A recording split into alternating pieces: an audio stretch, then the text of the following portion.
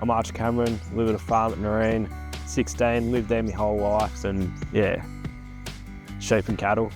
So yeah, I just graduated my Cert 2 last year, finished that off in October, November, and now followed on to do Cert 3 in Ag again. So yeah, just working on that. We'll hopefully finish that midway through next year. You could be doing like pipelines one day, so learning all the fittings and the different types of pumps, or there was a few different topics. It was kind of agronomy stuff that you could choose from.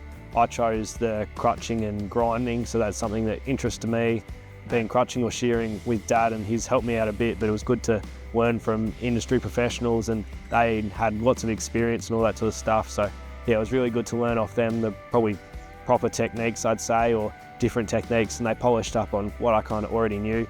Winning that award tonight was actually a pretty good shock for me. I didn't think I was that highly regarded. I obviously knew a little bit. Dad had taught me quite a fair bit, and I suppose just putting my all into the classes and that sort of stuff. So yeah, it was a very good achievement. I'm very happy with it, but yeah, a bit of a shock. Look, I'd say just give it a go. Like, you got nothing to lose really. It's a big, like, agriculture's an umbrella term, as most people say. There's so many different sorts of agriculture that you can get into, and RIST really works out what you want to do and how you want to achieve it. I wasn't really into school or anything. I kind of was getting bored of it, and RIST gave me that break up through the week. If I could go do agriculture and realize something I'm passionate about and something I really want to do. So I'd say, yeah, just give it a crack. You got nothing to lose.